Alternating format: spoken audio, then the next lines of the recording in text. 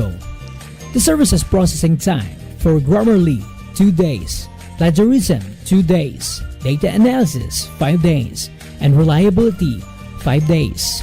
The center offers the following services for parametric tests such as t-test, ANOVA, correlation analysis, regression analysis, ANCOVA, and MANOVA. For non-parametric tests such as sign tests, Wilcoxon sign rank tests, Mann-Whitney U tests, Spearman rank test, and Kroskal-Wallis tests. They also offer explanatory data analysis such as explanatory factor analysis, confirmatory factor analysis, cluster analysis, discriminant analysis, logistic regression analysis, path analysis, and structural equation modeling. For inquiries, please contact Dr. Marlon S. Frias at BukSU-dxBU@gmail.com and trunk line number 813-5661 local 112, or like their Facebook page www.facebook.com/Bukidnon State University Statistical Center.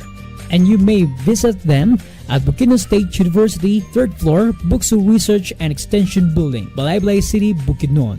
Or look for Miss Julie Cris Malyari, Stat Center staff. The center is headed by Dr. Marlon S. Frias, who is under the supervision of Vice President for Research, Extension, and International Affairs, Dr. Joy M. Mirasol. BukSU Statistical Center. Turn the radio on, choose 104.5.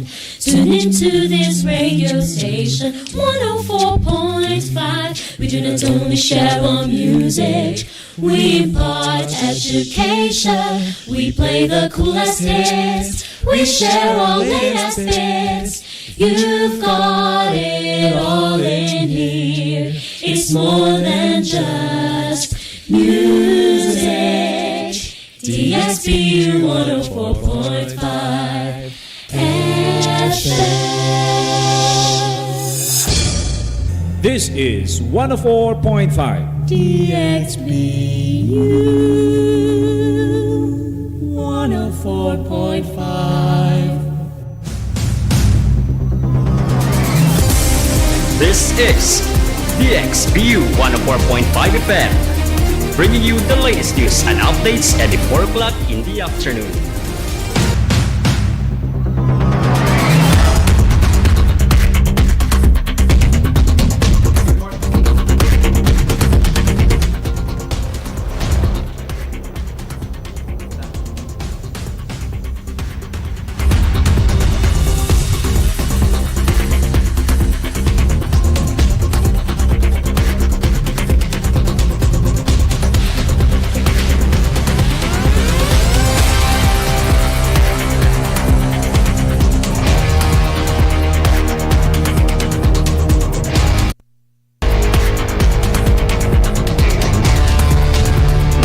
Hello, mic check. Hello?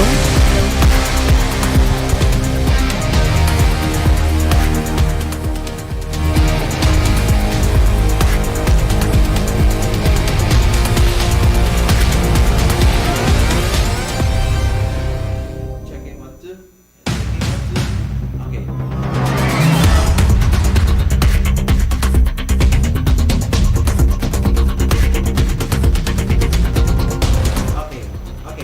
Hello?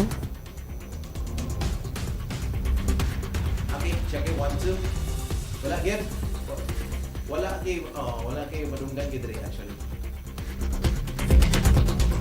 Checking. Okay, here we go. Sorry for the technical errors. Good morning. Good morning. You're listening to DXB 104.5 FM, the education and smart community-based FM radio station of Bukidnon State University. Right now, we're starting with our program. Welcome to the program, DXBU News Patrol, bringing you the latest news from local, national, international that matters. Once again, good morning. I am Kyle Christian Flores, and together with our student assistant and student volunteers, Blair Salva. This is Alea Badajos. all right, more energy. Okay, you get more energy. By the way, today is Monday. Today is Monday, February 24, 2025. I'll bring you with our news today. But before that, I would like to acknowledge first. There? We would like to acknowledge the following. Smart Bukidnon State University President Dr. Joy M. Marisol, our Vice President for Research Extension and Innovation, Dr. Karina Juan V. Barroso, Vice President for Academic Affairs, Dr. Hazel Jane M. Abuela, Vice President for Administration and Finance, Mr. Dante S. Victoria Jr., and Vice President for Culture, Arts, Sports, and Student Affairs, Dr. Lincoln Vitan.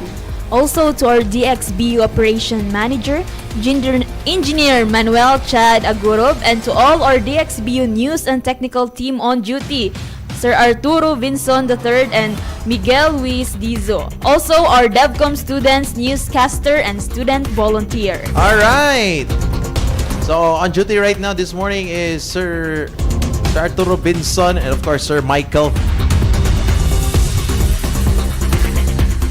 Alright, let's get right to it. This is our headlines for this morning.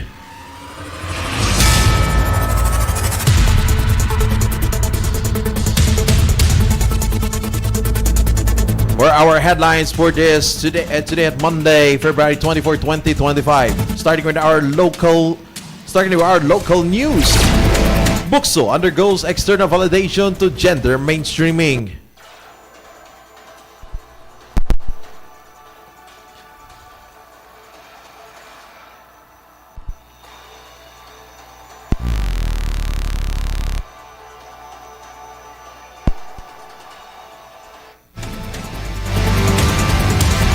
BukSU joined DSW Tara Basa Literacy Initiative.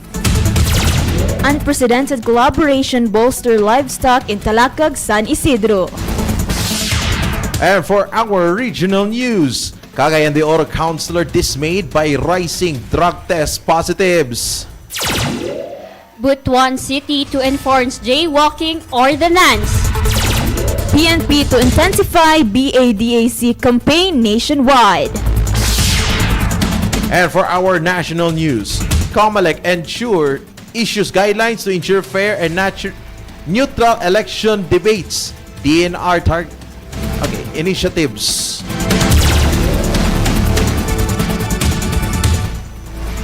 House back CIDG chief and fake news case. Page France joins drills in West Philippine Sea.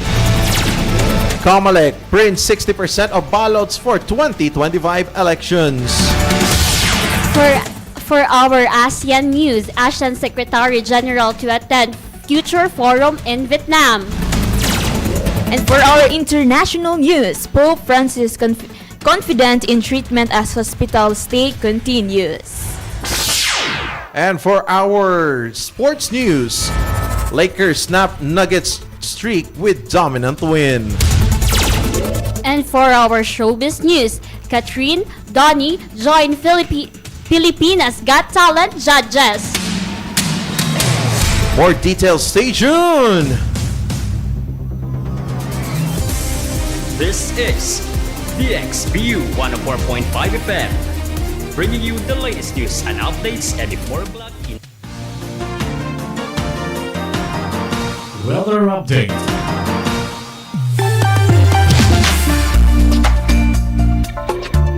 Here are the details of our program right now, and of course, but first, let's have a weather update. BukSU. Here in the province of Bukidnon, including the city of Malaybalay, city of Valencia, and nearby areas, will have partly to cloudy skies with isolated rain showers or thunderstorms. Due to easterlies, light to moderate winds coming from the northeast direction will prevail. Possible flash floods and landslides during severe thunderstorms. The province of Bukidnon, including the city of Malaybalay, Valencia, and nearby areas, will have partly to cloudy skies with isolated rain showers or thunderstorms. Due to easterlies, light to moderate winds coming from the northeast direction will prevail. Possible flash floods and or landslides during There is a possibility of flash floods and landslide during severe thunderstorms. Minimum temperature has been detected as of 5 a.m. today with 18 degrees Celsius, and maximum temperature as of 2 p.m. yesterday with 31.5 degrees Celsius. Maximum related humidity as of 2 a.m. today, 95%, and minimum related humidity as of 2 p.m. yesterday, 46%. Sunrise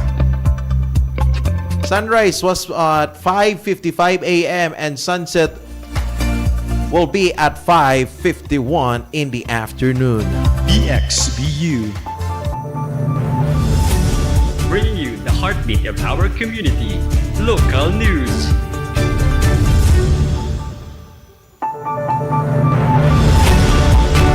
Let's move on to our local news. Bukidnon State University is undergoing external validation of its Gender Mainstreaming Evaluation or GME and Gender and Development Focal Point System or GFPS Functionality Assessment results last February 20 to 21, 2025. The validation held at the University Research Building Conference Room seeks to verify the effectiveness and compliance of BukSU's gender mainstreaming efforts. This process ensures that BukSU initiatives align with national and international gender equality standards. External validation provides an objective assessment contributing to the university's commitment to promoting gender equality within its programs and operations. BukSU.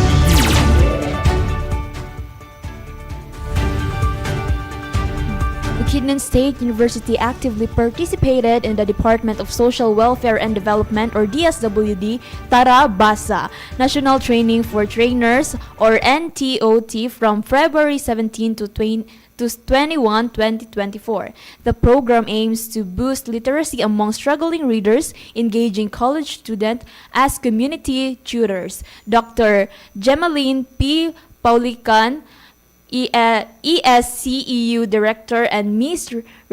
Richely B. Alugar, BE Department Head, represented BukSU. Dr.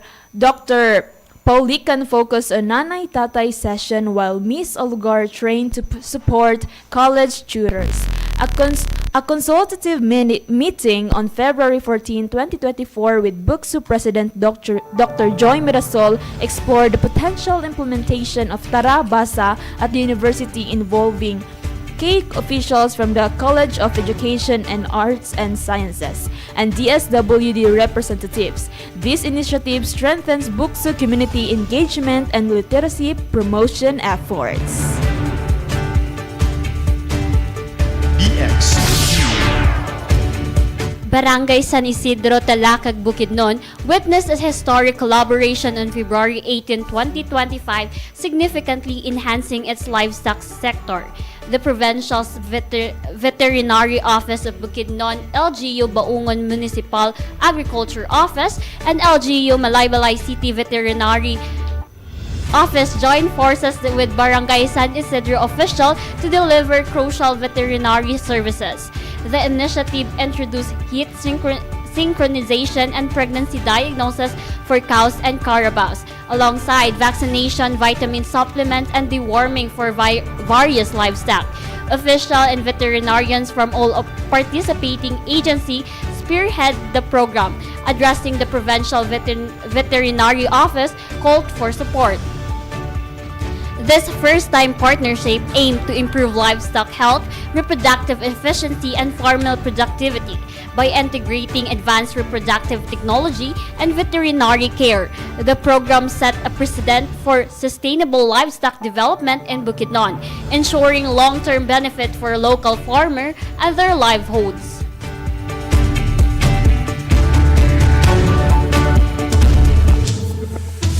Covering the stories that matter across the region. Regional news.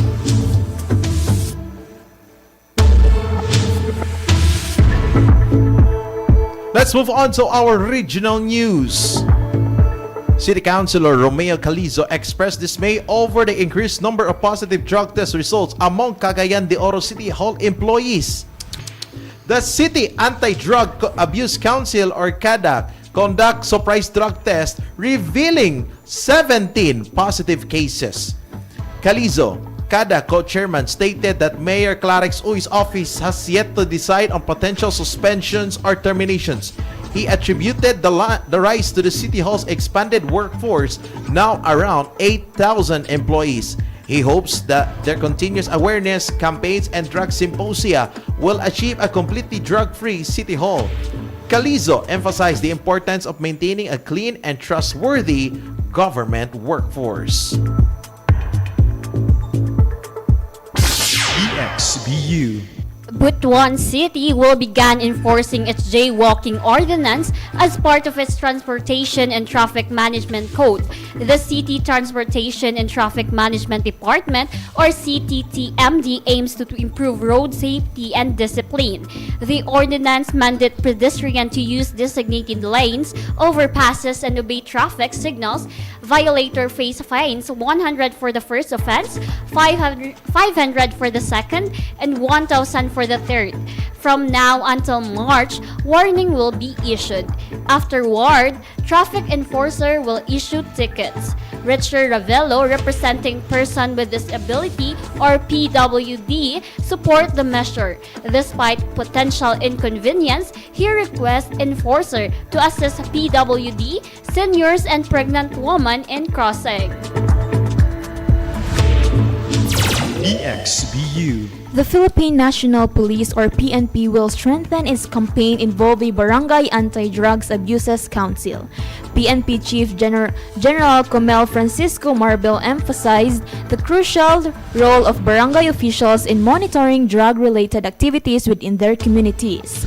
Marbel stated that barangay officials are best positioned to observe and report drug activities among their residents. He pledged to dismantle major drug trafficking operation by targeting drug supplier and syndicates through intensified law enforcement operation. The PNP aims to leverage the PADAC's grassroots presence to enhance the effectiveness of the national anti-drug campaign. This strategy seeks to create a comprehensive approach combining local vigilance with national police operations. The Commission on Election, or COMELEC,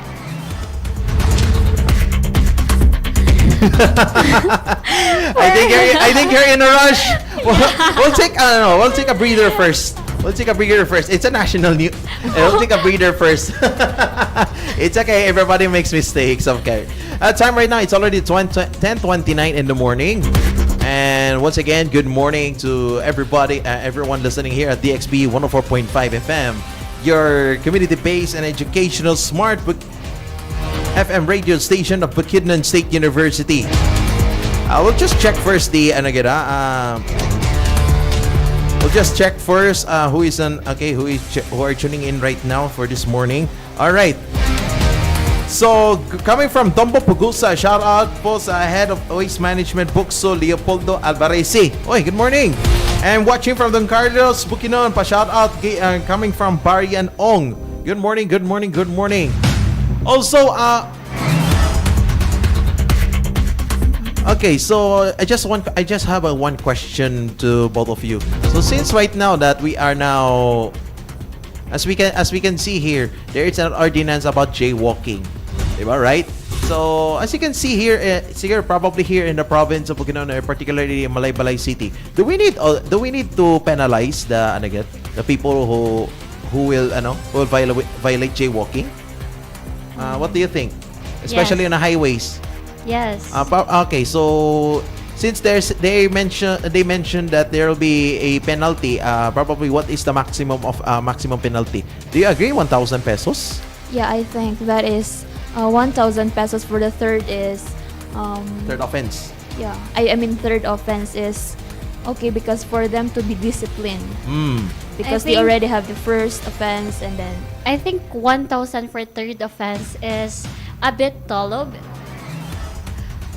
because I think it's not about the money. It's the government is trying to discipline. I think by implementing a higher compensation for those people who violate the jaywalking, I think they should pay higher compensation so that in the next time around they would have a more discipline, because I think 1,000 is just a what they call it? Yeah, it's just a cheaper one, so like everybody can pay that one, though it is a high value money. But to those people who can afford more, I think it's not okay. For me, actually, I agree with this one, with the offense, but it should there will be additional. I don't see any community service. Yeah. I don't see there a community service because some of the traffic violations, or even like for example, just like curfew. If you are past the curfew time, and then the authorities like the BPSO or from the police, they will fine you, and then there will be also a community service. I think we should, if this is strictly implemented here in our city, probably we should put also, aside from the monetary offense, or the fines, they should also put community service, probably 24 hours, 8 hours, or 6 hours, right? Yeah, I agree with that. So probably we should follow suit also. This is from Butuan City. Hopefully that here in the province of Bukidnon, they'll follow suit that it was strictly implementing the jaywalking, because one of the reasons that there is a problem within the traffic incidents, particularly one of the issues there is due to jaywalking and lack of what's that called, pedestrian lanes, right? Yeah. Alright, so once again, good morning. You're tuning in right now to the DXBU News Patrol. Now, let's move on to our national news. From coast to coast, national news. For our national news, the Commission on Election, or COMELEC, has released guidelines to ensure fairness and neutrality in political debate broadcasted on television and radio. According to Resolution number 11115, this debate are vital for fostering an informed electorate. The guidelines mandate the organizer must invite all candidates, provide equal representation, and treat each participant impartially. Additionally, supporters and family members should be accommodated in equal measure. The venue set up and moderate attire must avoid any political bias. Debate should occur in a controlled environment that uphold professionalism and proper decorum, focusing on substantive topic. Notably, candidates' participation in this debate will not count against their allowable airtime. Organizers are required to notify the relevant COMELEC office in writing at least 1 week before the event. While COMELEC may attend as observer if invited, they will not be liable for any incident during the event, and the debate should incur no cost to the Commission. BukSU. House Leader supports CIDG Chief General Nicolas Torre. Third complaints against a Cebu vlogger, Ernesto June Abines, accused of spreading false information about Torres hospitalization. Authorities are also investigating an alleged data breach and misinformation campaign in Cebu. Lawmakers, including Representative Robert A. Barbers, emphasized the need to uphold truth in the digital age. They warn against the dangers of misinformation, which they said undermines trust and mislead the public. Sorio also assumed his post in September 2024 has also filed complaints against former President Rodrigo Duterte for controversial remarks. House leaders urged vigilance against fake news and called for verification of information before sharing it online. The House Tree Committee is pushing for penalties for those who spread false information. BukSU. The Philippines and France conducted joint naval and air operations in the West Philippine Sea on Friday to strengthen defense cooperation amidst rising regional tensions. The Maritime Cooperative Activity or MCA featured the French carrier strike group led by the aircraft carrier Charles de Gaulle and the Philippine Navy and Air Force assets. Drills including communication checks, anti-submarine warfare exercises, and aircraft combat training conducted within Northern Luzon Command's operational area. AFP Chief General Mayor Bronner Jr. emphasized the drill's importance in enhancing defense capabilities. The French strike group's visit is part of Mission Clemenceau 25, reaffirming France's commitment to Indo-Pacific security. This MCA marks the third such activity this month with allied nations following drills with the US, Australia, and Japan.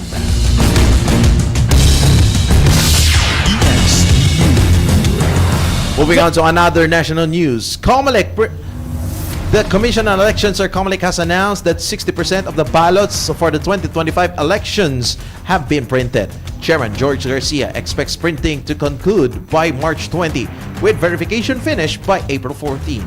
Despite challenges with temporary restraining orders regarding candidate lists, COMELEC maintained an average printing rate of 1.5 to 1.7 million ballots daily. Garcia emphasized local enforcement against illegal campaign materials, while COMELEC conducted Opla Baklas. Initially, local COMELEC offices now handle notifications and removals. Non-compliance will result in charges or disqualification. For local candidates with campaigns starting March 28, Garcia relies on local government units to enforce ordinances against illegal materials. Now let's move on to our ASEAN and international news. Connecting you to the world. World news. ASEAN Secretary General Dr. Kao Kim Horn will participate in the second ASEAN Future Forum or AFF in Hanoi, Vietnam on February 25 to 26, 2025. At the invitation of Vietnamese Deputy Prime Minister Bui Thanh Son, he will deliver remarks at AFF's opening session and attend photo exhibition marking 30 years of Vietnam's ASEAN membership. Dr. Kao will also hold bilateral meetings, including a courtesy call on Deputy Prime Minister Son. The forum aims to foster dialogue on ASEAN's future and regional cooperation. This visit highlights ongoing efforts to strengthen ASEAN role in the region. Moving on to our international news. Pope Francis expressed optimism in his treatment as he spent his 10th day in the hospital on Sunday. The 88-year-old pontiff, who has been hospitalized since February 14 due to bronchitis that developed into double pneumonia, shared a message in the place with weekly Angel's Prayer. The message was written before he suffered a respiratory attack on Saturday, after which the Vatican said his condition remains critical. As an open quote, "I am confidently continuing my hospitalization at Gemelli Hospital, carrying on with the necessary treatment, and rest is also part of the therapy," the Pope said. He thanked the doctors and the health workers caring for him and acknowledged the many messages of support he has received, especially from children. Pope Francis urged prayers for his recovery as well as for peace in Ukraine and other global conflict zones. All the action, all the scores, sports news. Let's move on to our sports news. Luka Doncic and LeBron James led the Los Angeles Lakers to a resounding 123-100 victory over the Denver Nuggets, ending Denver's 9-game winning streak. Doncic posted 32 points and 10 rebounds, while James scored 25. Austin Reeves and Rui Hachimura contributed 23 and 21 points respectively, as the Lakers secured their 14th win in 18 games. Despite Nikola Jokic's 26 triple-double with 12 points, 13 rebounds, and 10 assists, the Nuggets struggled with 20 turnovers.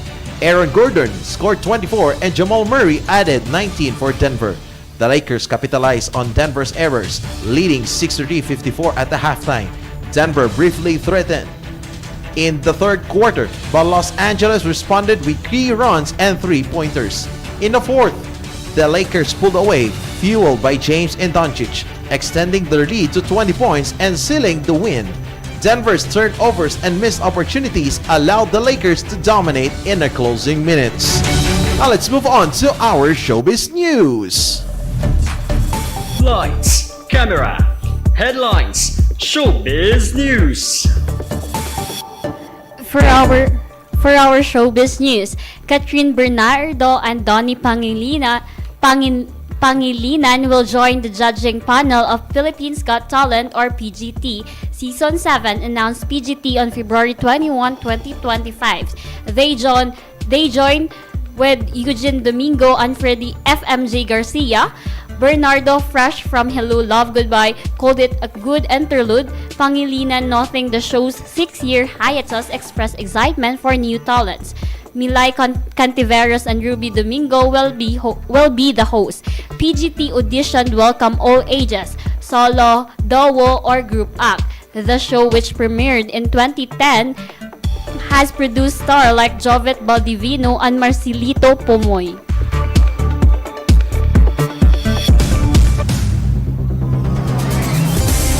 This is BukSU 104.5 FM, bringing you the latest news.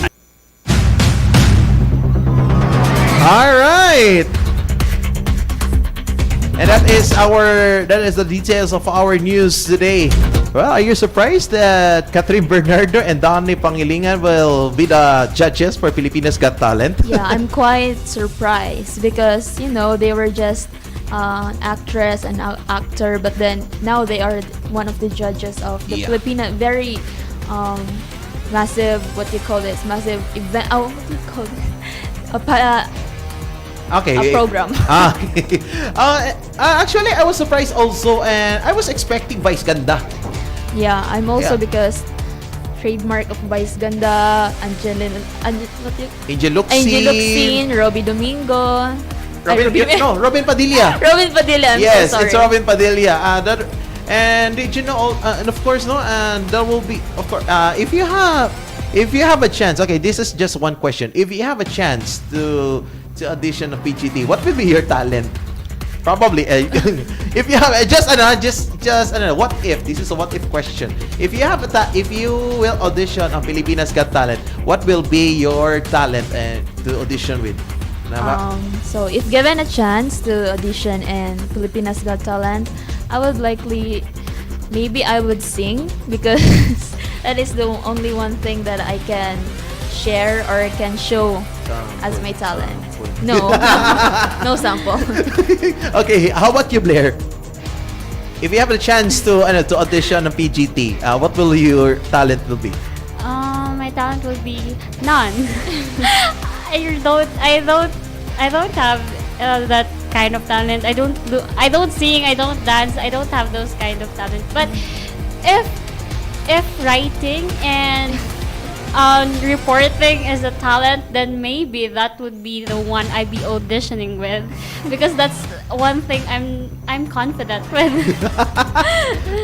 Well, reporting is still a talent, but yeah, but Philippines, I think they don't recognize, and I think some people don't see that as a talent, it's just a skills.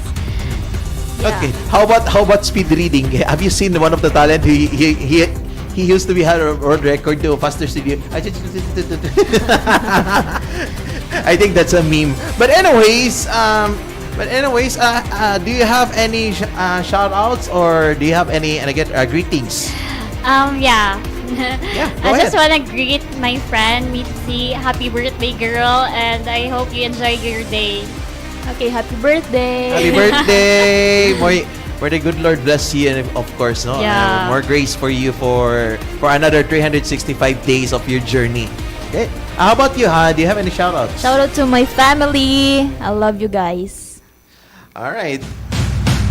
Okay, so time check now. It's 10:46 in the morning. But first, we would like to acknowledge the following, especially our university officials. We would like to acknowledge the following Smart Bukidnon State University President Dr. Joy M. Marisol, our Vice President for Research Extension and Innovation, Dr. Karina Juan V. Barroso, Vice President for Academic Affairs, Dr. Hazel Jane M. Abuela, Vice President for Administration and Finance, Mr. Dante S. Victoria, Junior and Vice President for Culture, Arts, Sports, and Student Affairs, Dr. Lincoln V. Tan. Also, we would like to acknowledge the following to our DXBU Operation Manager, Engineer Manuel Chad Agurob, Sir. and to all our DXBU News and Technical Team on duty, si Sir Arturo Vinson III. Hi, Thank sir. you. Thank you, sir. And to also our DevCom students, newscaster, and then students, volunteers. Yes, and student volunteers, thank you so much for for being with me as always. Their schedule right now.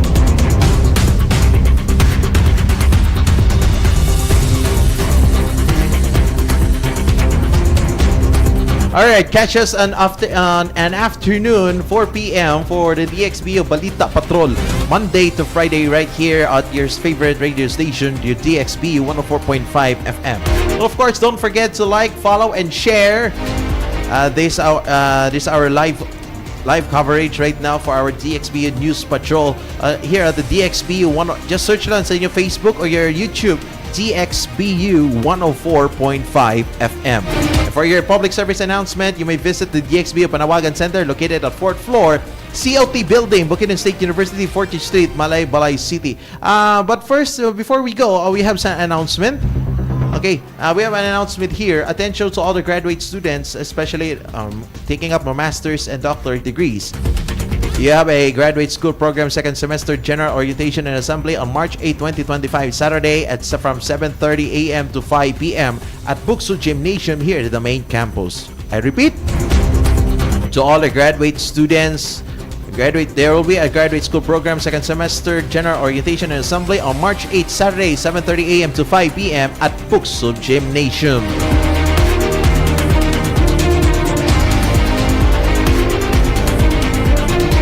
And that's a wrap for our today's news. This is today, Monday, February 24, 2025. This has been Kyle Christian Flores. This is Blair Salva. And this is Aliyah Badajos. And this is DXBU News Patrol. Good morning, Bukidnon. Mayra masulom inyo alan. God bless us all.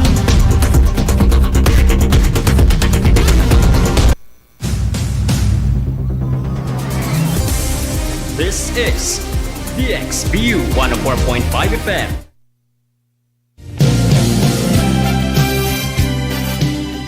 Maayong haanlaw kaninyo alan.